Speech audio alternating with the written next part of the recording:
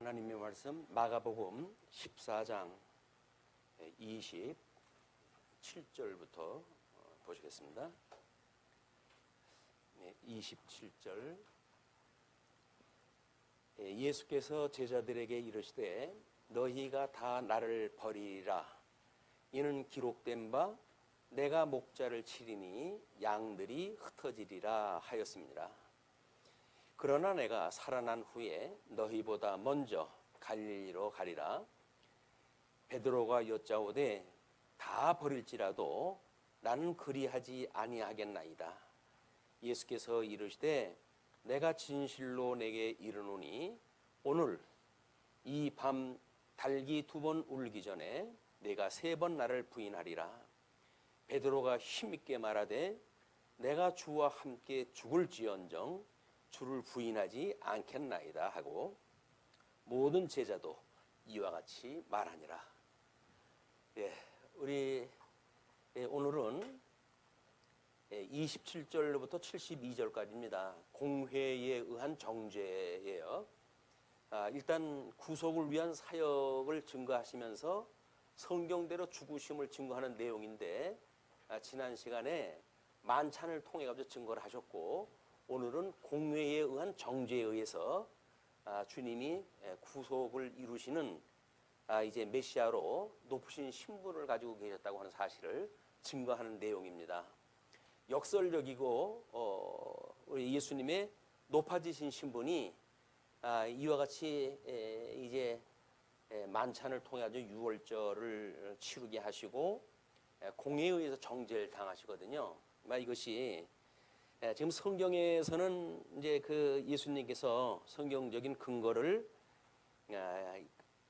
기록된 바 내가 목자를 치리니 양들이 흩어지리라 하였음이니라 라고 하는 것이 스가랴서 13장 7절의 그 내용이에요. 이게 우리 이제 요절로 봐가지고는 스가랴서의 예언대로 그 일이 되어진 거지만 이제 성경 신학적으로 우리가 구약 성경의 큰 구조를 봤을 때 우리 선민국가는 창건, 분국, 유수, 회복이라고 하는 이런 구조를 가지고 지금 설명이 됐다고 그랬잖아요. 그러니까 선민국가 이제 언약 자손이 단수로 쓴다 그랬어요. 예수 그리스도를 이야기를 하고 그 예수 그리스도는 바로 12자손인 이스라엘 전 지파가 예수님을 예표하는 이야기고 하나님 나라를 이야기하는 겁니다. 그렇기 때문에 그 하나님 나라가 지금 어떻게 목자를 침으로 해가지고 흩어지는가, 이것이 짐승 권세를 통해 가지고 바벨론 세력에 의해서 이스라엘 백성들을 포로로 끌어가게 하시거든요. 그런 그 역사가 이스라엘의 큰 우리 다윗 이후로부터 해가지고 이제 에스라, 느헤미야, 에스더서까지의 그 내용까지 이르는 전 주월입니다. 그게 물론 그건 다양한 이제 열왕들의 이야기가 전개가 되어지고 있지만 그 열왕의 이야기를 지금 듣고자 하는 게 아니잖아요. 성경은 그 열왕들을 통해 가지고 하나님의 언약이 어떻게 구체적으로 이루어져 가는가를 증거하는 일이기 때문에 우리는 성경을 통해서 하나님이 이렇게 섭리를 갖다 해가시는구나, 이걸 깨달아야 이런 위기 때 지금 뭐 예수님이 유월절로 돌아가시는 걸 예언했다 하기도 하고 공회에 의해 가지고 정죄를 받기도 하시는데, 그럼에도 불구하고 주님께서는 성경에 응하는 것으로 되어져 있기 때문에 궁극적으로는 사만 권세를 이기시고 부활의 첫 열매가 되신다는 거예요. 그걸 보여주시는 것이 그리스도의 사역인데 우리는 그 큰 줄거리를 놓치게 되면 지엽적인 성경 구절을 가지고 인간이 어떻게 하나님 앞에 충성을 해야 되는지 이런 그 이야기를 하게 되어지고 막 그런 거에 훈련되어져 있는 것이 베드로의 아주 이 산 증인으로 지금 예수님께서 증인으로 이제 이렇게 우리한테 제시를 했다 하는 겁니다. 주님께서 말씀하시기를 이제 내가 곧 잡혀가지고 죽게 되어지는데 그때가 되면 너희들이 다 나를 버리리라, 이렇게 이야기했다 했어요. 제자들이 듣기에는 그 심각한 문제죠. 지금 예수님이 우리를 뭐로 알고 3년 동안을 이 직업도 다 포기하고 예수님을 따라왔고 그리고 따르고 있고, 그런데 불구하고 뭐 예수님이 제자들한테 너희가 나를 다 이제 버리리라라고 이야기했다 하니까 참 넘어오시네 이런 생각이 드는 거예요. 이제 뭐 충분히 이해가 갑니다. 인간적으로는 충분히 이해가 가요. 그런데 우리는 지금 인간의 심리를 갖다 듣겠다는 이야기가 아니잖아요. 이 이야기는 예수님이 그렇게 말씀하신 것은 이유가 있어요. 그 이유를 제자들이 만약에 정상적으로 이렇게 성령의 역사에 의해서 반응이 되어진다고 한다면 이것이 무슨 말씀이지? 라고 귀를 기울였어야 될 거예요. 내가 예상치 못했던 이런 이야기가 왜 나오지? 이거는 우리 신앙생활도 마찬가지입니다. 신앙생활을 하다 보게 되면 우리들에는 어려운 일들이 끊임없이 이제 우리들 주변을 에워싸고 닥치고 그러거든요. 그럴 때 아니 넘어오시는 거 아니야? 이런 생각이 드는 거는 우리 베드로의 생각하고 똑같다는 거예요. 그냥 인간적인 감정에 의해서 그렇게 표현이 되어지니까. 그런데 전능하신 하나님께서 나를 사랑하시고 독생자 예수님을 십자가에 못 박아 죽는 데까지 내어주신 분께서 나에게 왜 이런 일을 지금 주셨을까? 라고 이야기가 되어져야 구속주이신 예수님 앞에서 우리가 질문을 하게 되어지는 거란 말이에요. 이게 하나님 이게 무슨 뜻이죠? 라고 물어야 하나님이 뭔가를 이유를 알려주시든지 할 거 아닙니까? 근데 우리는 우리 생각을 가지고 이럴 수가 있습니까? 뭐 심지어 입장을 바꿔놓고 생각을 해보시라고 내가 지금 참게 생겼냐고 이래가지고 하나님 앞에 맞대가리 하는 것이 소위 신앙생활을 한다고 하는 사람들의 이 오류란 말이에요. 하나님이 자기를 지으신 조물주인데 창조주인데 창조주라고 하는 걸 잊어버리게 되면 우리는 경고망동하게 되어지는 겁니다. 평가를 어떻게 할까요? 눈에 보이는 상대적인 평가예요. 저 사람은 잘 나가게 하는데 나는 왜 이렇게 앞길을 막아요? 라고 해서 불만이 나올 수가 있죠. 그것이 이 제자들이 가지고 있는 오류, 인간론에 있어서 오류입니다. 타락되어져 있는 인간들이 가지고 있는 본성, 하나님의 음성을 듣고 하나님의 뜻이 무엇인가를 분별할 생각을 안 하고 여전히 자기 입장에서 하나님을 원망하고 불평하는 이런 반응으로 나타나는 일들이거든요.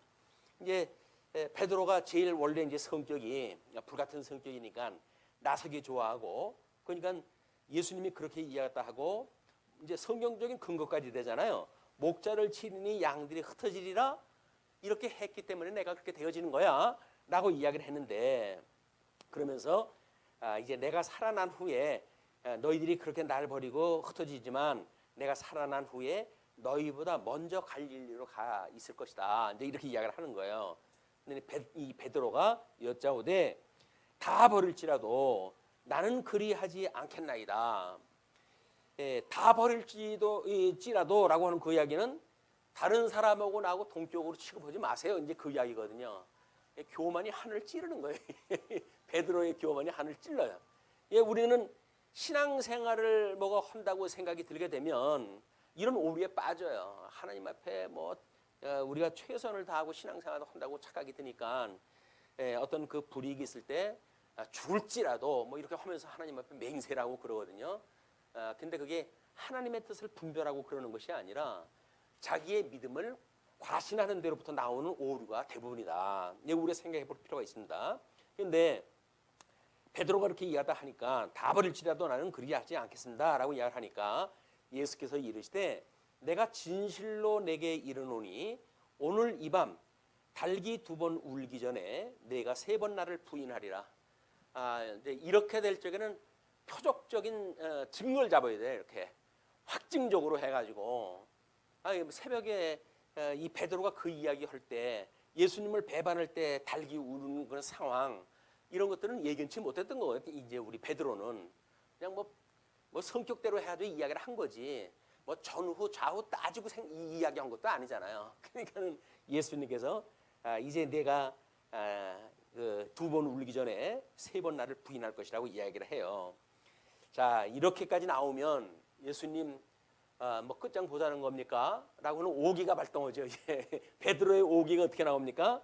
베드로가 힘있게 말하되 내가 주와 함께 죽을지언정 주를 부인하지 않겠나이다 하고 베드로가 이제 입 바른 소리를 갖다 한 거예요. 이제 주님 앞에. 그랬더니 옆에 친구들이 보니까 제자들이 보니까 어때요? 폼이 저거 뭐 지 혼자 잘난 척하는데 우리 괜히 여기서 입 다물고 있다가 괜히 같이 이게 날벼락 맞는 거 아니야? 라는 생각이 들겠죠. 그러니까는 그 제자들도 함께 뭐라고 그러면 이같이 말하니라. 제자들이 함께 다 동의를 다 해요. 우리는 동의하는 것이 사실은 가표를 던지는 겁니다. 우리 사울이 하나님을 그 믿는 사람들을 핍박하고 뭐 그들을 잡아가지고 공회로 넘겨주고 하는 일을 갖다 할 때에 우리 그 스데반 집사가 돌에 맞아 죽잖아요. 거기에 그 가표를 던져요. 자기 그 옷을 던져놓고 거기에다가 다른 사람들이 돌 던지는 거에 대해서 모든 것이 무죄하다라고 하는 그 증표를 삼고 이런 오만한 그런 증거를 갖다 삼거든요. 이것이 하나님의 뜻을 모를 때 일어나는 상황들이에요. 뭐 지금 우리들의 이런 상황, 개인적인 상황이나 가정사의 상황이나 또는 국가적인 지금 뭐 이런 재앙의 일이거나 또는 국제적으로 일어나는 뭐 이런 어떤 문화적 충돌이라 이런 것들이 보통 일이 아니에요. 이게 지금 하나님께서 무엇인가 언약을 이루어 가시기 위해서 지금 이 섭리라다 해가시는 일이거든요. 근데 우리는 기껏해야 이 재앙이 빨리 멈추게 해주세요. 이렇게 우리 신앙생활을 해야 되고 그러는데 예배를 못 드리고 그러는데 주님이 이렇게 두시면 됩니까? 라고 해가지고 주님 앞에 우리가 종주목을 대는 거예요. 주님이 웃으시죠. 세상 만사 주님이 하지 않는 일이 어디 있어요? 그럼 주님께서 이런 일을 갖다 우리 눈으로 보게 하시는 일들 아닙니까? 그때 주님이 이것이 무슨 일이죠? 그래 하나님의 뜻을 봐야 될 거 아니에요. 막 그렇게 되면 우리는 이제 창세기부터 묵상을 하다 계속 해나가다 보게 되면 뭐 노아의 이제 그런 그 사건도 우리 이해를 할 거고 노아의 세 아들이 이제 범죄했을 때 그들에게 하나님께 저주를 하다 하시기를 이제 그 복을 주시고 그러게 하시기를 셈의 장막에 창대케 되어진 야벳이 이제 거할 것을 이야기하시잖아요. 그건 이미 인류사적인 예언이에요. 인류사적인 예언을 갖다 했는데 이것이 지금 G2라고 하는 지금 특별한 이 동서양의 그 두 축이 충돌을 일으키고 있는 상황이거든요. 그렇기 때문에 이거는 우리 지구적인 사건입니다. 이게 전 지구적인 사건이고 그동안 뭐 많은 이 제국들이 등장을 했다가 스며들고 등장을 했다가 이제 다른 그런 세력이 또 집어먹고 이렇게 반복이 되어 왔던 일들인데 이것이 지금 과연 무슨 일일까라고 한다면 우리는 정말 하나님 앞에 말씀을 가지고 묵상을 하다 해야 되는 겁니다. 이게 하나님의 뜻이 무엇인지 분별하고 그래서 이럴 때는 우리가 무슨 뭐 예배를 갖다 드리는 게 오느냐 안 드리는 게 오느냐라고 하는 협의적인 데에 우리가 빠져 있는 것이 아니라 좀 더 광의적인 입장에서 하나님의 뜻을 분별하고 그렇게 해가지고 우리 하나님 앞에 기도도 하고 대안도 또 우리가 마련을 갖다 하고 이렇게 돼야 되는 것이 하나님의 뜻을 따라한 성도들의 삶이거든요. 그래서 소위 영적 예배라고 그러는 겁니다. 영적 예배는 하나님의 선하시고 기뻐하시고 온전하신 뜻이 무엇인가 분별이 돼야 돼요. 그 뜻이 분별이 되어져야 하나님의 뜻에 합당한 믿음의 분량만큼 우리가 생각을 하고 신앙생활을 다 할 수가 있는 거니까 거기서 자기 믿음도 거기에 뭐 되질 않는 사람들이 마치 자기는 그 믿음을 넘는 것처럼 죽을지언정 난 이렇게 하겠습니다라고 하는 그 이야기는 이게 영적 예배가 아닌 거예요. 영적 예배는 철저하게 분수를 따라가지고 우리가 살아가게 되어집니다. 믿음이라고 하는 건 주님께 주신 선물 아니에요. 그 믿음의 분량만큼 우리가 받은 선물이 있어요. 선물의 양을 넘어서면 안 되죠. 선물의 분량이 어린아이 수준으로 줬으면 어린아이 수준으로 해가지고 그걸 우리가 용납을 갖다 해야 되는 거지. 믿음은 적은데 뭐 그냥 뭐 세상 풍류를 따라가지고 뭐 믿음은 이 정도는 믿어야 되는 거 아니야? 죽음을 내두고 해야 되는 거 아니야? 그래가지고 나라에서는 거기 위험지역이니까는 선교를 가지 마세요 라고 했는데도 불구하고 죽으면 죽어도 간다는 거 아닙니까? 가면 자기네만 죽으면 괜찮죠. 그래가지고 그냥 나라에서 온통 뭐 사람을 보내냐 안 보내냐 구원을 갖다 해주냐 안 해주냐 아니 그렇게 만약에 믿음이 있으면 하나님 앞에 구해야지 그걸 왜 나라한테다 원망을 갖다 합니까? 그런 일을. 그러니까 이게 기독교가 오해되어지는 문제들이란 말이에요. 기독교는 막무가내로 하는 거 아니에요. 고도의 신사적이고 인격적인 전인적인 신앙사다 하는 거지 막무가내로 해가지고 자기 주장을 피는 게 아닙니다. 근데 이런 믿음이 우리가 뭔지를 모르게 되면 마치 그게 폼나 보이잖아요. 다른 사람 앞에 다 입 다물고 있는데 나서가지고 나를 따르라 뭐 얼마나 폼나요. 그 그 이제 저쪽에 모여서 그렇게 하시는 분들이에요. 신앙생활 그렇게 하는 거 아닙니다. 분명히 위에 권세 잡은 자들에게 순복하라는 이야기는 그들을 하나님께 신앙생활 잘하게 하시기 위해서 국가원력도 주는 거거든요. 지금은 우리 이제 예수님이 공회에 의해 가지고 정죄당하잖아요. 그 공회가 그때 당시에는 유대교를 나름대로 종교적으로 정치적으로 지도자 그룹들이에요.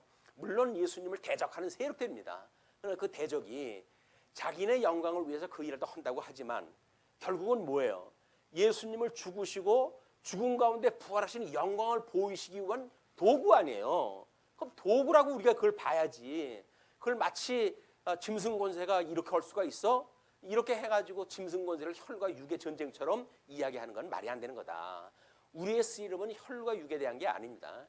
공중 권세 잡은 자들에 대한 거예요. 어둠의 권세가 지금 어떻게 이런 철학의 세계를 갖다 만들고 세속의 문화를 이끌고 이렇게 해가는지 이거를 우리가 성경을 깨달았고 하나님의 뜻을 분별해야 하나님의 뜻에 따른 신앙생활이 가능해진다. 이제 그런 걸 우리가 여기서 우리가 묵상할 때 할 수 있는 내용들입니다.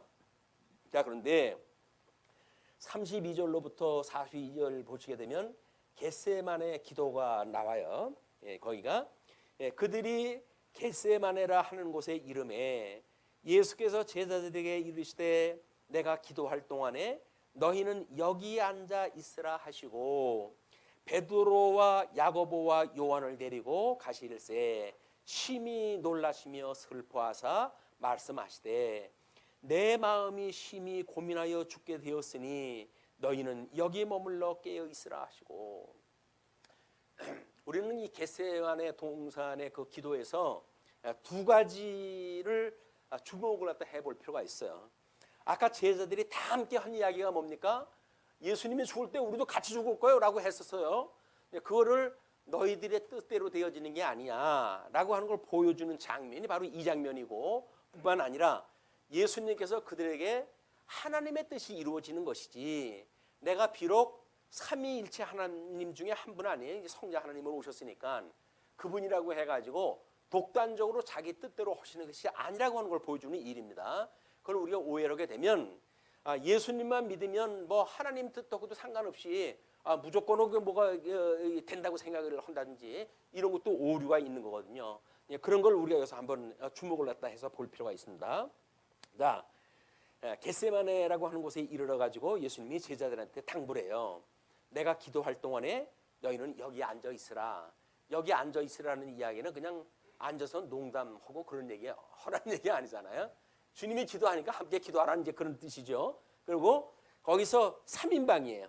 베드로, 야고보, 요한 수제자 그 3인방을 데리고 가실새 심히 놀라시며 슬퍼하사 말씀하시되 내 마음이 심히 고민하여 죽게 되었으니 너희는 여기에 머물러 깨어 있으라 하시고 주님이 아주 이 심각한 일이 지금 벌어진 거예요. 예수님이 이 땅에 오셔가지고 하나님이신데도 불구하고 이 사망 권세에 의해서 십자가에 못 박아 죽임을 당해야 될 이런 급박한 상황이 온 거거든요.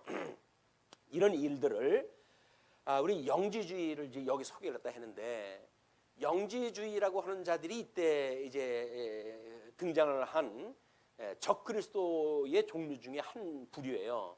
그들은 소위 영적으로 해가지고 자기네들이 이 하나님의 그 말씀을 깨달은 특별한 존재라고 생각이 들어가지고 예수님의 그 복음 이외에 자기네 뜻을 가르치는 이런 그 자들이에요.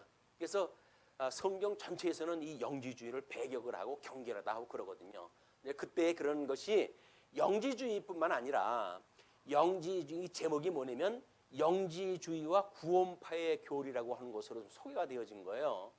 그러면 영지주의라고 하는 구원관이 지금 자신이 하나님과 동일한 신성을 소유하고 있는 무한한 영적인 존재라는 사실을 모르고 있는 사람들에게 그 사실을 깨닫도록 돕는 신비한 지식을 가지고 가지게 만드는 것이 곧 구원이라고 한다. 자기네들이 이제 그걸 알고 다른 사람들은 모르기 때문에 그거를 자기네들이 깨닫게 한다는 이야기죠. 그러나 우리를 대신하여 십자가에서 죽으시고 부활하신 예수 그리스도에 대한 신자의 인격적인 신앙 그 자체가 구원의 근거이다. 우리들이 보는 구원하고는 달라. 이 사람들이 보는 그 구원은 자기네들이 마치 무한한 영적인 존재라는 거예요. 이제 그렇기 때문에 그걸 모르는 사람들한테 그걸 깨닫게 해가지고 계몽 운동처럼 그렇게 하겠다는 이야기죠. 근데 그 두 번째 보시게 되면 영지주의의 예수 그리스도라고 이렇게 이야기를 했어요. 영지주의에서도 예수 그리스도가 중시되기는 했으나 죄인을 대신하여 속죄의 고난을 당하심으로 인간을 구속하신 구속주로 여겨지지는 않는다. 이제 그들이 보는 그 예수님에 대한 이해예요.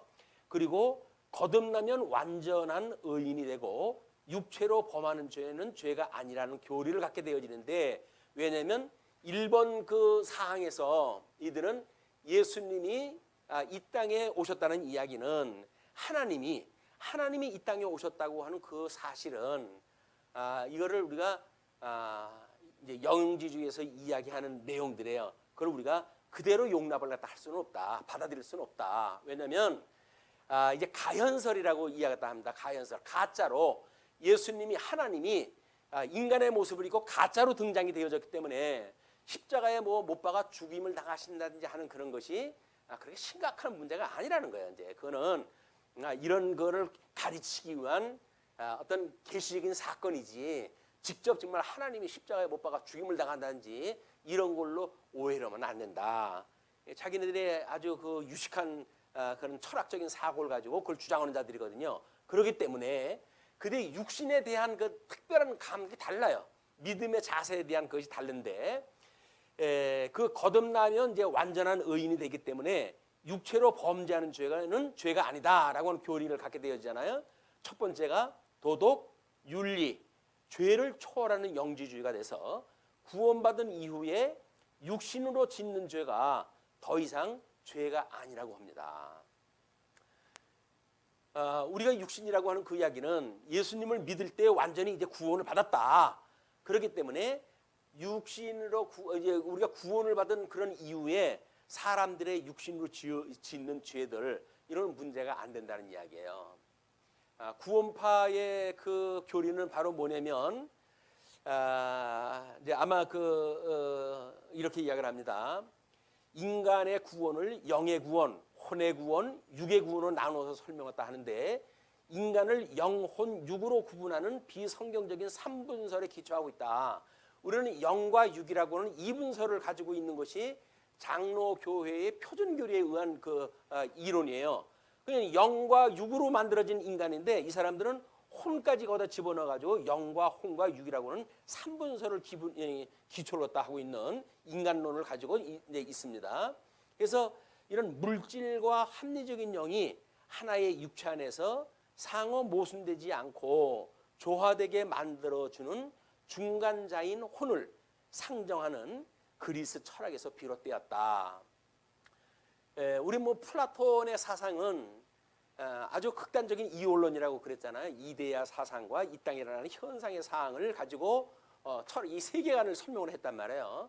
근데 그의 제자인 아리스토텔레스는 그걸 논리적으로 설명을 해야 되기 때문에 어떻게 선한 존재로부터 악이 나올 수 있겠는가라고 하는 것 때문에 중간에 그걸 논리적인 설명을 붙였다고 그랬잖아요. 그래서 그것이 지금 이 사람들의 이야기예요. 혼을 상정하는 중간 사이에다 그걸 넣어가지고 영의 그렇게 금방 이게 악한 이 영으로 될 수가 없다. 이게 혼적 기능을 통해 가지고 뭔가 논리적으로 이렇게 진전이 되어진다는 이야기죠. 이제 그런 철학이 이제 비록이 되어진 건데, 이 사람들의 특징은 뭐냐면 구원받으면 기도가 필요하지 않다는 교리예요. 왜? 구원받았는데 근데 무슨 기도가 필요합니까? 언젠가 우리 세월호 사건이 일어나 가지고 난리가 났었잖아요. 그게 소위 구원파의 그 교파입니다. 이제 그분들은 이미 다 구원을 받았기 때문에 더 이상 구원을 해달라고 하는 기도가 필요 없다는 거예요. 그래서 주기도 같은 거는 특별히 하지는 않습니다. 왜? 주기도에는 우리가 우리에게 죄진 자를 사해 준 것처럼 우리 죄를 사해 주세요 라고 이게 돼 있으니까, 아니 용서를 다 받았는데 무슨 죄를 또 용서라고 해가지고 안 된다는 거예요. 우리를 시험에 들게 하지 마시고 악에서 구해 주세요라고 이야기하니까, 아니 구원받은 사람들이 무슨 구원? 라고 해서 필요가 없다는 거예요. 주님은 그걸 허라고 우리한테 주셨는데 지네들은 주님 위해서 그 필요 없다고 주장을 하는 자들이니까. 그래서 소위 십자가의 도라고 하는 우리 기독교에서 이야기하는 그 십자가의 도를 가장 싸구려로 만드는 일들이 이런 류의 신앙인들인 거예요. 구원됐으니까 이제 뭐 내 마음대로 살면 되지. 이제는 예수님도 필요 없고 하나님도 필요 없는 거예요. 이제 자기 멋대로 살면 되는 거예요.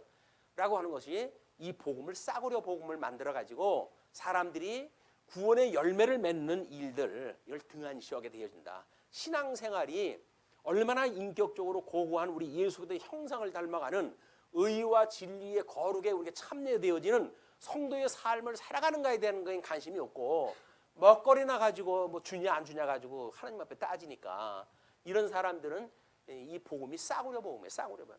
자기 입에 들어가는 것만 위해서 복음이 필요한 그 복음이지 우리들의 예수 그리스도의 형상을 닮아가는 그런 단단한 우리가 음식을 먹어야 되는 성도로서의 삶이 아니다.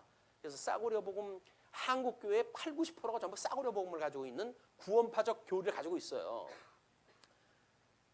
매우 중요한 일들입니다. 이게 한국 교회가 왜 지금 이런 사태가 일어나는가라고 하는 그것도 마찬가지예요. 하나님의 뜻을 제대로 분별하지 못하게 되면 때를 분별하지 못하고 그저 뭐 먹거리에 취해 가지고 이렇게 살아가다 보니까 이런 세상을 읽어낼 수가 없는 겁니다.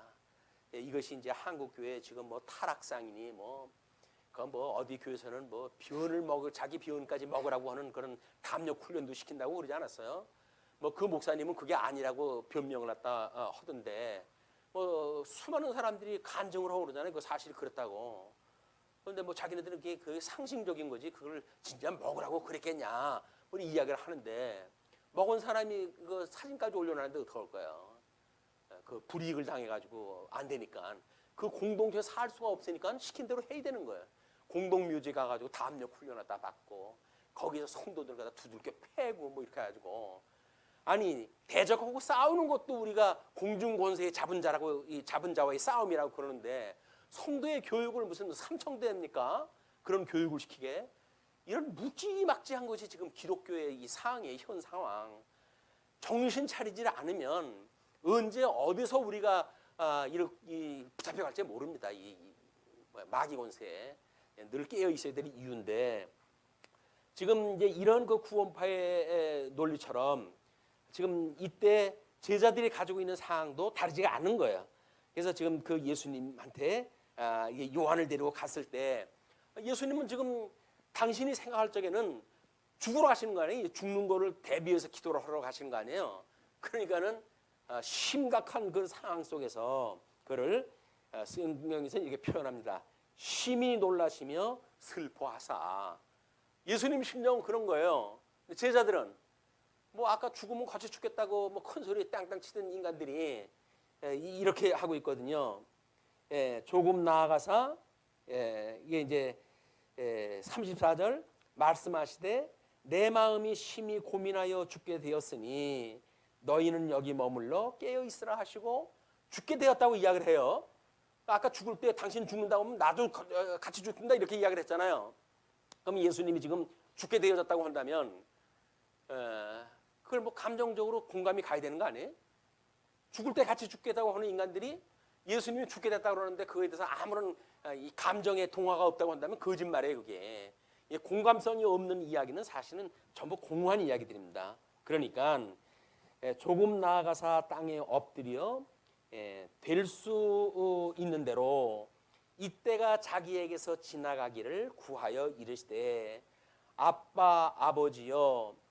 이 아빠라고 하는 그 이야기는 그 아람어로 되어져 있는 아버지의 표현이에요. 그러니까는 아빠 아버지여 아버지께서는 모든 것이 가능하오니 이 잔을 내게서 옮기시옵소서. 그러나 나의 원대로 마시옵고 아버지의 원대로 하옵소서 하시고 이 기도의 원형이에요. 우리 뜻을 구하는 것이 아니라 아버지의 뜻을 구해야 되는 건데 우리가 성경을 잘 몰라가지고 아버지의 뜻이 뭔지를 몰랐다라고 이야기를 하게 되면 우리 뜻을 구할 수밖에 없잖아요. 그럼 우리 뜻을 구한다고 할지라도 거기서 아버지의 뜻대로 해주세요라고 하는 것으로 자기의 중심을 바로 잡아야 되는 거야. 아버지의 뜻도 아닌데 무조건 다 하려고 우리가 땡깡을 부리는 것이 아니라 아버지 앞에 내가 모르고 구했을지도 모릅니다. 내가 구한 기도 중에 그냥 그런 기도는 아버지의 원대로 해주세요라고 기도하는 것이 원형의 일이다 그 얘기예요.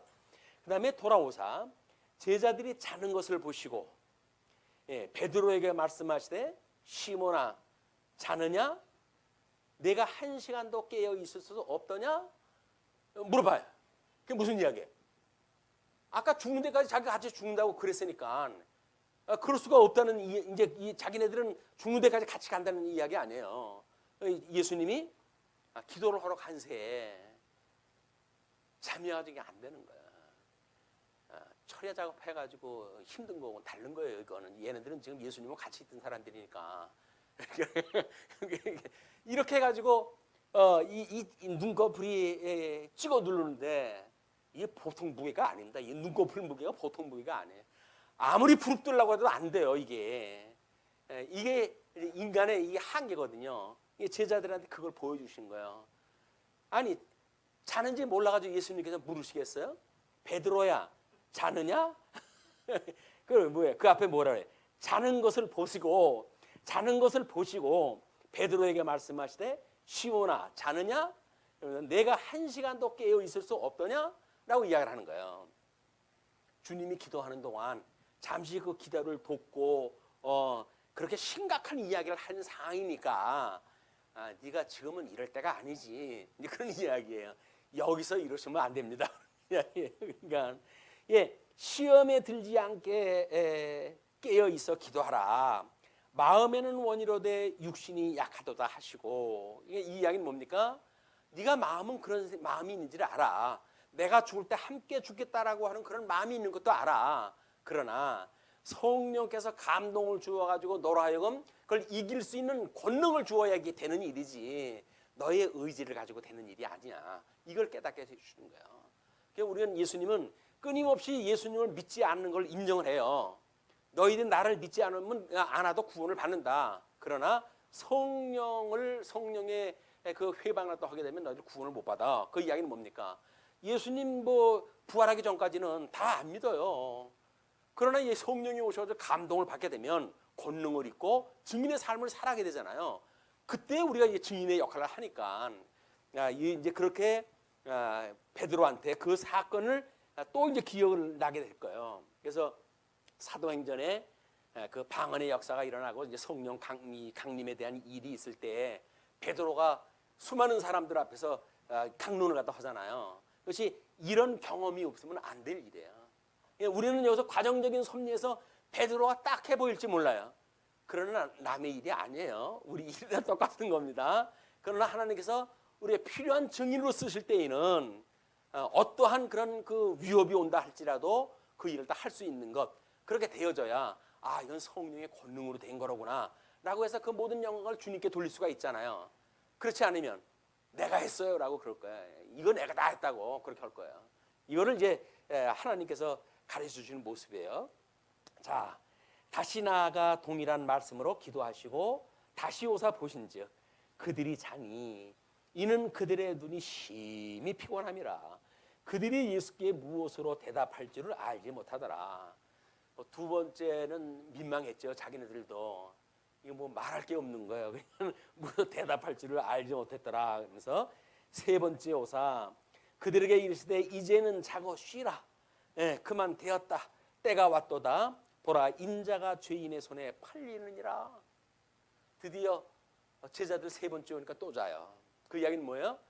아까 첫 번째 이야기했던 것처럼 너희들 힘과 너희들 능으로 되는 게 아니야. 이건 오직 성령의 권능으로만 되는 거야. 라고 하는 걸 지금 제3교육이 되어진 거야. 제3교육이 되어진 거야. 그 이야기는 이제 새벽닭이 울 때 다시 하면 또 때린 데를 또 한 번 때려요. 이제 확증을 하게 되어진다. 그 사건이 있게 되어져요. 자, 그러면서 일어나라. 함께 가자. 보라 나를 파는 자가 가까이 와느니라. 예수님이 파는 자가 가까이 와는데 그쪽으로 가자는 거예요. 사지로 가자는 거예요. 왜? 성경이 그렇게 언약이 되어져 있기 때문에 예수님은 피하지는 않죠. 그쪽으로 가셔야 돼. 그래야지 거기서 팔려야 돼. 은삼십에 팔리고 이방인 손에 넘어가서 이방인에 의해서 십자가에 못 박아 죽고 이렇게 돼야 되는 거예요. 그냥 그걸 이루시기 위해서 가자라고 이야기합니다. 그 다음에 이제 43절로 52절 보시게 되면 예수께서 붙잡히는 장면이 소개가 되어지거든요. 우리 선민국가의 민족사로 봤을 때는 바벨론의 포로로 끌려가게 되어지는 그런 모습을 큰 그림으로 연상을 하시고 이 내용을 이제 보셨으면 좋겠어요. 자, 예수께서 말씀하실 때에 곧 12 중에 하나인 유다가 왔는데 대제사장들과 서기관들과 장로들에게서 파송된 무리가 검과 몽치를 가지고 그와 함께 하였더라. 이제 예수님을 잡으러 왔으니까 예수님을 이제 제압하기 위한 무기를 가지고 이제 온 거예요. 예수를 파는 자가 이미 그들과 군호를 짜 이르되 내가 입맞추는 자가 그이니 그를 잡아 단단히 끌어가라 하였는지라. 우리 안식일에 이런 일이 이제 민요가 일어날까 해 조심을 하는 차에 가룟 유다가 와가지고 내가 너희들한테 확실하게 예수님 넘길게, 나한테 뭘 줄 거야? 라고 했더니 그래, 우리가 은삼십을 주겠다라고 이제 계약이 된 거 아니에요. 그걸 이제 이루는 거야. 그 전에 유월절 그 떡을 뗄 때는 예수님이 그 손 넣는 그릇에 함께 초를 찍고 있던 자가 이 베드로거든요. 이 유다거든요. 이 유다가 그때 그런 상황이 지목됐는데도 불구하고 이건 강심장입니까? 아니면 새물입니까? 그걸 왜 잊어버리고 이러다 그냥 아무런 생각 없이 할까요? 이게 사단에 매이게 되면 어쩔 수가 없다는 거예요. 그래서 우리가 시험에 들은 어떤 사람을 볼지라도 정죄를 하면 안 돼요. 사단이 그를 그렇게 끌고 가게 되면 방법이 없어요. 그를 위해서는 우리는 기도 외에는 그런 사단을 쫓아낼 우리는 방법이 없으니까 그를 위해서 기도를 갖다 해야 되는 거지. 믿는 사람이 뭐 저래라고 해서 정죄하는 게 아니에요. 예수님 믿으면서 제일 힘든 게 뭔지 아십니까? 믿는 사람들을 괜히 정죄하는 일이에요. 뭐 이렇게 정죄하는 일들이 얼마나 우리가 속상해요. 그게 이게 신앙생활을 하는 것도 바로 안 되는 것 같고, 그러니까 이게 갈등이 오는 거예요. 심사가 자꾸 힘들어지고 하나님 앞에 신앙생활을 바로 할 수가 없고 되어지는 거다. 그러니까는 하나님 앞에 그런 일을 행하는 자가 있다고 한다면 하나님 앞에 기도를 갖다 해야 돼. 마땅히 기도 외에는 그런 거짓 권세를 가지고 주장하는 이 세력을 몰아낼 수가 없습니다. 우리 예수님이 그 제자들이 그 환자를 갖다 고치지 못하고 그랬을 때 변에서 내려왔을 때 이야기 아닙니까? 왜 주님은 내쫓는데 우리는 쫓지를 못합니까? 라고 물어보잖아요. 그러니까 기도 외에는 이런 게 나가는 게 아니야. 기도를 하라는 거예요. 기도는 하나님의 뜻을 갖다 구해야 되고, 하나님의 뜻을 구한다면 어떤 걸 구해야 돼요? 성경을 알아야 하나님의 뜻을 구하지요. 성경을 모르고 하나님의 뜻을 구하게 되면 엉뚱한 자기 욕심을 구하게 되어진다. 자, 이렇게 해서 이제 그 예수를 파는 자가 이미 그대로 군호를 짰어요. 그를 잡아 단단히 끌어가라 하였는지라. 이에 와서 곧 예수께 나와 라비어 하고, 선생님 하고 왔어요. 어디 앞에? 예수님 앞에. 뭐라고 그래요? 그러면서 입을 맞추니. 입을 맞춘다는 이야기는 유대인들의 그 인사 방법 아닙니까? 예수님한테 이제 다 이미 미략을 갖다 해놓고 이 불의한 자가 수치를 모른다 그러잖아요. 수치를 모른다는 이야기는 뭐예요? 그걸 낯이 두껍다 이렇게 이야기를 하는 거예요. 죄를 지고도 죄가 뭔지를 모르는 거거든요. 이게 수치를 모르는 자니까 자기가 그 죄를 져놓고는 예수님한테 와서 입을 맞춰요. 이것이 우리가 이런 일이 있게 되면 몸서리를 쳐야 될 일들입니다. 우리가 그런 걸 경험을 하게 되면 이게 뭐는 짓이지? 불의한 자가 수치를 모르고 개가 토한 것을 다시 먹는다고 그러는데, 미친 개가. 내가 미친 개가 아니고서 토한 걸 다시 먹을 수는 없잖아 라고 해서 자기를 하나님 앞에 회개하고 그래야지. 그것이 아무것도 아닌 것처럼 이야기를 하면은 얘짝이 나는 거예요. 유다짝이 나는 거예요. 이런 건 불행한 인생이죠. 우리 예수님 말 맞다나 차라리 나지 않았으면 좋을 뻔했구나. 태어나가지고 다른 11명은 다 하나님 제자가 돼가지고 천국의 그 분봉왕 노릇을 갖다 헐자들로 쓰임을 받을 터인데, 너는 그렇게 해가지고 이제 귀신 이렇게 같이 짝이 돼가지고 지옥에 빠지게 됐으니 나지 않았으면 좋을 뻔했다고 그러잖아요. 우리가 이렇게 신앙생활을 하고 예수를 구주로 믿고 오직 생명의 주가 되시는 예수님을 우리가 믿고 살아가는 이 일만큼 이 세상을 살아가면서 필요한 것이 없습니다. 가장 중요한 거예요. 이게 부드러워 하는 것이 우리가 하나님 나라 갈 때까지는 예수님을 믿는다고 해도 고난이 와요. 근데 그 고난은 예수님을 믿는다고 하는 사실을 확증시켜주는 일이에요. 끊임없이. 그럼에도 불구하고 네가 그때 나를 인정했지? 라고 하는 걸 칭찬해 주시려면 칭찬거리가 있어야 될 거 아니에요. 그걸 위해서 우리 주님께서 그런 여건도 주신다. 이거는 예수님 믿으면서 우리가 환난을 당한다든지 고난을 당할 때에 그래서 억울하다든지 이런 생각을 가지시면 안 돼요. 나를 사랑하시는 주님인데 어련히 알아서 나를 이쪽으로 인도하실까라는 믿음을 가지고 갈 수 있도록 우리가 훈련이 됐으면 좋겠습니다. 자, 그러면서 이제 그런 그 일들에 대해서 예수님께서 무리에게 말씀하여 이르시되 너희가 강도를 잡는 것 같이 검과 몽치를 가지고 나를 잡으러 나왔느냐? 내가 날마다 너희와 함께 성전에 있으면서 가르쳤으되 너희가 나를 잡지 아니하였도다. 그러나 이는 성경을 이루려 함이니라 하시더라. 예수님께서 그 수를 다 알아요. 그러면 했으면은 6월절 그때 뭐 가가지고 상을 얻고 뭐 난리를 치고 그러지 않았습니까? 근데 그때 잡아가지고 하면 되지. 그렇게 잡지 않은 거는 성경을 응하기 위해 가지고 이방인 손에다 넘겨주고 십자가에 이제 고난을 당해야 될 그런 성경에 설명되어 언약되어져 있는 내용이 있기 때문에 그걸 이루시기 위해서 이런 절차를 갖다 발부하신단 말이에요. 예수님이 그걸 아시니까 성경을 이루려 합니다라고 이야기를 하시면서 그때 제자들이 다 예수를 버리고 도망하니라. 이제 뭐 빼도 박도 못하게 생겼죠. 이때 베드로가 오히려 무릎 사고가 나가지고 예수님을 도망가지 못할 지경이 됐으면 얼마나 좋겠어요. 그러나 소용없는 일이에요. 왜? 성경이 이미 목자를 치면 그 양떼가 흩어진다고 약속이 되어져 있거든요.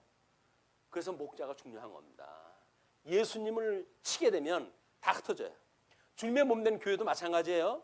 주님의 우리 이 몸된 교회가 생명의 말씀이신 예수 그리스도 그분의 말씀이 만약에 선포가 되질 않는다고 한다면 그 교회는 흩어지게끔 돼 있는 거예요.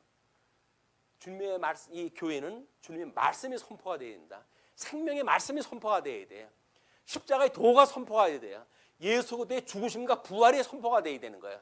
뭐 달라고 그러는 게 아니라 뭐 달라고 그러면 절간에 가서 달라고 그러든지 교회 와도 그러는 거 아니에요. 여기 와서 그러시면 안 됩니다. 주님의 몸된 교회에서는 오직 하나님의 뜻을 구해야 돼요. 우리가. 자, 그럴 때 한 청년이 벗은 몸에 배 혼니물을 두르고 예수를 따라가다가 무리에게 잡힘에 배 혼니물을 버리고 벗은 몸으로 도망하니라. 가장 부끄러운 그 모습으로 해가지고 노출됩니다. 이제 그게 뭐 마가라고 하는 그 사람들이 있어요. 마가가 제일 나이가 어렸고 그래가지고 이 저자기 때문에 자기가 자기 이름이라고 그러지 않고 한 청년이라고 했던 이야기가 자기 때문에 민망해서 이름을 뭐 못 밝혔다고 뭐 그런 이야기도 있고 이제 그렇습니다. 어쨌거나 이제 한 사람이 그렇게 됐다는 이야기예요. 그러면서 53절로부터 장면이 바뀌어요. 53절로부터 바뀌는 장면은 65절까지 공회 앞에 피소가 되어집니다. 우리 이제 그 피소가 되어지는 장면도 제자들을 통한 성취 사건이 여기 포함되어져 있으니까 그걸 같이 봐야 되겠죠. 그들이 예수를 끌고 대제사장에게로 가니 대제사장들과 장로들과 서기관들이 다 모이더라. 이때는 공의회가 소집되는 시간이 아니에요. 그러면 이건 뭐예요? 소집되는 시간이 아닌 시간에 벌어진 사기 집회예요. 자기 법대로 안 되는 거예요 이게. 그래가지고 예수님을 아무도 모르게 자기네들이 정죄해가지고 십자가에 못 박기 위해서 일을 다 하는 일들입니다. 베드로가 예수를 멀찍이 따라 대제사장의 집들 안까지 들어가서 아랫사람들과 함께 앉아 불을 쬐더라. 세상에 제일 고민이 뭡니까? 잠 오는 거 참는 거. 또 하나 고민은 뭔가요? 배고픈 거 참는 거. 또 하나는 뭘까요? 추운 거 참는 거. 지금 지 형편에 가서 겹불 찌고 있을 때가 아니잖아요. 근데 어떡합니까? 추운 걸 얼어 죽게 생겼는데. 베드로의 연약한 모습을 인대로 다 보여주세요, 여기서. 우리가 얼마나 한심한 존재인지를 우리가 하나님 앞에 고백을 해야 돼요. 내가 정말 예수를 믿고 구원받은 거는 전적으로 하나님의 은혜지 나의 어떤 공로가 하나도 없습니다라고 하는 신앙 고백을 위한 이게 전체적 배경이에요, 이게 다. 근데 뭐 구원받았는데 뭐 우리가 행세를 뭐 주님 앞에 뭘 했다고 생각이 들든지 이런 이야기 하는 거 아닙니다. 우리는 죽어있던 자들이 다 죽어있던 자들. 근데 주님께서 죽었던 우리 살리신 거 아닙니까? 그래가지고 하나님의 말씀을 들리게 하셨어요. 귀에 할례를 받게 들리게 하셨다.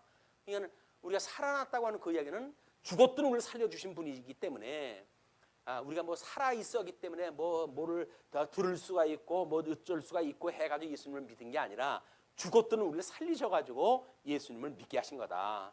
이게 장로교의 표준교래요. 감리교회는 조금은 뭐 이성이 있어가지고 하나님께서 부르게 되면 동아줄을 내려줄 때 동아줄을 붙들고 구원의 밧줄을 붙들고 살 수 있다는 이야기거든요. 근데 장로교회는 그렇지가 않습니다. 완전히 다 죽었던 인간들이에요. 왜? 아담 이후에 다 죽었었잖아요. 너 이 선과 알을 알게 하는 과일나무 열매 따먹으면 죽어 라고 이야기를 했잖아요. 그래서 그 첫 아담으로 인해 가지고 우리는 사망 중에 잉태가 되어졌고 사망 중에 출생된 사람들이에요. 근데 죽은 줄 몰라. 왜? 숨 쉬고 사니까. 영은 이미 죽었기 때문에 모르잖아요. 영적인 사망 상태를 모르는 것이 현대인들의 아픔입니다. 자, 그런데 이제 대제사장들과 온 공회가 예수를 죽이려고 그를 칠 증거를 찾되 얻지 못하니 이는 예수를 쳐서 거짓 증언하는 자가 많으나 그 증언이 서로 일치하지 못함이라. 어떤 사람이 일어나 예수를 쳐서 거짓 증언하여 이르되 우리가 그의 말을 들으니 손으로 지은 이 성전을 내가 헐고 손으로 짓지 아니한 다른 성전을 사흘 동안에 지으리라 하더라 하되 그 증언도 서로 일치하지 않더라. 예, 우리가 어떤 사건이 있게 되면 별하별 소문이 다 돌게끔 되어져 있어요. 근데 그 소문은 각자 지역이 다 다른 소문들에 그리고 풍문이에요. 풍문. 그 소문을 갖다 풍문이라고 그럴까요? 바람에 날려다니는 그 이야기하고 똑같기 때문에 그래요. 누가 무슨 얘기가 해도 들을 필요가 없어요. 왜? 소문이니까. 그냥 바람에 날리는 그냥 그런 그 어떤 뉴스 쪼가리들이지 그 어떤 진리의 상태가 아니란 말이에요. 그거에 의해 가지고 우리가 혹해가지고 우리 인생 어디 소진할 필요가 없어요. 그런 게 저런 소문도 있구나 이렇게 생각하고 하시면 오해가 없을 거예요. 저로서는 또 그들이 심각한 그런 오해가 많이 받았던 사람 아닙니까? 그랬더니 그런 이야기를 들어도 그런 소리 하지 마라. 당신 봤어 그거? 라고 이야기를 했다 하셔야 이 담력이 생기지. 그래? 나 그렇게 안 봤는데 이렇게 하면 이제 말려 들어가는 거야. 그런 소리 하지 마라. 당신이 봤어? 그냥 들은 거지. 듣고 하는 게 그 소문이야. 그런 거 하는 거 아니야. 예수 믿으면서 이렇게 해가지고 딱 잘라줘야 돼. 자, 대제사장인 가운데 일어나서 예수에게 물어 이르되 너는 아무 대답도 없느냐? 이 사람들이 너를 치는 증거가 어떠하냐? 라고 하되 침묵하고 아무 대답도 아니하거늘 대제사장이 다시 물어 이르되 내가 찬송받을 이의 아들 그리스도냐? 예수께서 이르시되 내가 그니라. 인자가 권능자의 우편에 앉은 것과 하늘 구름을 타고 오는 것을 너희가 보리라 하시니 예수님의 재림 사건까지 이미 다 이야기했어요. 뭐 이거는 지금 인자들로 하여금 이 사람들이 살아있을 때 예수님이 재림한다는 이야기는 아니에요. 보인다는 이야기는 뭐예요? 성령의 감동으로 성령께서 오순절 성령으로 하나님의 영안이에요. 이제 그 성령 하나님이 오시는 걸 너희들이 다 본다 그 이야기거든요. 그걸 가지고 현천년설이라고 하는 걸 주장하는 사람들이 있어요. 왜냐하면 나중에 이 천년왕국이 따로 있는 게 아니다. 예수님 초림 때부터 재림 때까지 이제 예수님 십자가 사건이 있고 부활하심으로 해가지고 재림 때까지가 우리가 천년왕국을 사는 거지 문자적인 천년왕국이 있는 게 아니다라고 이야기했다 하는데 그렇지는 않습니다. 예수님은 올라가신 모습대로 내려오셔야 돼요. 성경이 그렇게 돼 있으니까 그걸 무슨 합리적인 그런 주장을 갖다 핀다고 해가지고 우리가 이게 혹하면 안 됩니다. 그 사람들 잘못 가르치고 있는 거예요. 자, 그래서 이제 대제사장이 자기 옷을 찢으며 이르되 우리가 어찌 더 증인을 요구하리요? 그 신성모독하는 말이 너희가 들었도다. 너희는 어떻게 생각하느냐 하니 그들이 다 예수를 사형에 해당한 자로 정죄하고 어떤 사람은 그에게 침을 뱉으며 그의 얼굴을 가리고 주먹으로 치며 이르되 선지자 노릇을 하라 하고 하인들은 손바닥으로 치더라. 우리 선지자들의 그 하나님의 복음을 전했을 때 수많은 사람들한테 박해를 당하잖아요. 그 박해를 당했던 장면들이 지금 실체적으로 예수님에 의해서 드러나는 사건이에요. 참 선지자가 오셨음에도 불구하고 그게 어떤 분인지를 모르고 그를 주먹으로 치고 선지자 노릇으로 하면서 하인들은 손바닥으로 치고 하인들까지도 뭐 꼴뚜기가 뛰면 망둥이도 뛴다고 망둥이가 뛰면 꼴뚜기도 뛴다고 그러다지가 이렇게 하니까 이 그 뭐 백성들이 치니까 하인들까지도 손바닥으로 치는 거예요. 예수님은 이와 같이 이제 가장 아주 약한 자의 모습으로 해가지고 우리 앞에 보여주신 장면입니다. 자, 66절로부터 이제 또 72절까지 베드로의 시인이 이 시인을 갖다 예고가 되어지는데 이거는 우리가 그 한 몸 된 그 모습이라고 하는 장면을 한번 소개를 하고 예수 그리스도의 말씀의 성취라고 하는 그런 맥락을 봤을 때 예수님이 승천하시고 보좌 우편에서 여전히 주님의 몸 된 교회를 우리가 중보기도로 하시잖아요. 그런 주님을 우리가 생각을 하시면서 본문을 봤으면 좋겠습니다. 베드로는 아랫뜰에 있더니 대제사장의 여종 하나가 와서 베드로가 불 쬐고 있는 것을 보고 주목하여 이르되 너도 나사렛 예수와 함께 있었도다 하거늘 베드로가 부인하여 이르되 나는 내가 말하는 것이 무엇인지 알지도 못하고 깨닫지도 못하겠노라 하며 앞들로 나갈세. 베드로의 성격을 봐가지고는 차마 이런 말을 갖다 할 수 없는 사람이에요. 의협심이 얼마나 이제 그 강해가지고 예수님이 뭐 제일 먼저 뛰어나갔던 그 제자 아닙니까? 근데 여종이 와가지고 너 저 사람하고 같이 있었는 거 내가 봤는데 라고 이야기했다 했더니 뭔 소리? 나는 몰라. 나는 네가 뭔 얘기를 하는지도 모르겠다 라고 하면서 자리를 피해요. 얼마나 무참했을까요? 이게. 근데도 그런 그 베드로를 예수님께서 이거는 지금 약속을 했잖아요. 너 3번 오늘 저 닭 울기 전에 3번 나를 부인할 거야 라고 이야기를 했기 때문에 그게 성취가 돼야 돼. 아주 민망한 모습이 보여야 돼. 그래가지고 혀를 깨물고 죽고 싶은 현장까지 가야 돼. 이것이 우리들이 하나님 앞에 생명에 이르는 회개를 요구하는 우리들의 자세다. 우리는 뭔가 그냥 넉넉한 형편을 가지고 살만한 조건 가운데 예수님을 믿고 이렇게 한다고 그러지만 우리가 어떤 상황으로 예수님을 구원을 받았는지 이런 걸 깨닫는 일은 좀 더 심각한 장면을 우리가 연상할 필요가 있다.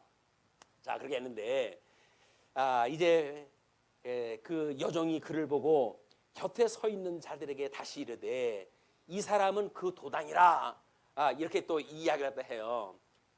아까는 베드로한테 살짝 이야기를 했으면 이제는 다른 사람 듣는 앞에 이제 그렇게 해버린 거예요. 그냥 또 부인하더라. 근데 조금 후에 곁에 서 있는 사람들이 다시 베드로에게 말하되 너도 갈릴리 사람이니 참으로 그 도당이니라 라고 이야기했을 때 그러나 베드로가 저주하며 맹세하되 여기까지 한 거예요. 저주하며 맹세하되 나는 너희가 말하는 이 사람을 알지 못하노라 하니 그를 인하여 함께 죽겠다고까지 식은 소리를 갖다 했던 베드로가 이 사람을 알지 못하노라 라고 공포를 하다 합니다. 그때 닭이 곧 2번째 울더라. 이에 베드로가 예수께서 자기에게 하신 말씀 곧 닭이 2번 울기 전에 내가 3번 나를 부인하리라 하심이 기억되어 그 일을 생각하고 울었더라. 우리가 마지막 처참했을 때 할 수 있는 눈물 흘리는 일밖에 없어요. 이 회개의 눈물입니다. 주님 나를 용서하소서. 나의 그건 어떤 주님을 믿는 이런 그 무지한 그 일들을 주님 용서하소서. 주님은 나를 인하여 십자가에 못 박아 죽으셨는데 아직도 나는 나를 위하여 여전히 주님을 못 지르렀다 하고 이런 일을 갖다 행합니다. 주여 나의 죄를 사하여 주옵소서라고 하는 기도로 인해서 위로를 받으시는 한 주간이 되어졌으면 좋겠습니다. 기도하시죠. 네, 자비로우신 우리 하나님 아버지 은혜를 감사합니다. 참 우리 인생들이 얼마나 연약한지 우리 주님이 십자가에 못 박아 죽임을 당하시면서 그 베드로를 비롯한 12 제자들에게 보여준 이런 시청과 교육이야말로 실로 우리들의 장면이었고 우리들의 모습이었고 우리들이 핑계치 못할 이런 그 이유인 것을 다시 한번 고백합니다. 우리들의 이 무지함과 연약함과 또 여전히 죄 아래서의 이 무릎을 꿇고 사는 나약한 우리들을 주님 불쌍히 여기시고 우리를 용서하여 주옵소서. 우리를 시험에 들게 하지 마시고 오직 온전케 하시는 예수 그리스도의 구원에 이르기까지 구원하여 주옵소서. 이것이 우리가 하나님 앞에 드리는 마지막 기도가 되어져서 끊임없이 주님의 놀라운 구속의 은총을 찬양하고 그래서 우리 하나님 보좌 우편에 계셨던 그 주님을 인하여서 우리가 함께 온 교회가 입을 모아 찬양하는 우리의 예배가 될 수 있도록 주님 인도하여 주옵소서. 모든 환난 당하고 어려움을 당하고 있는 성도들 여전히 우리 주님의 그 십자가의 보혈로 인하여서 모든 마귀의 권세로부터 자유롭게 하시고 진정한 자유를 얻고 그리고 주님의 몸된 교회의 일원으로서 살아가는데 부족함이 없는 종으로 굳게 세워 주옵소서. 세상이 매우 어둡습니다.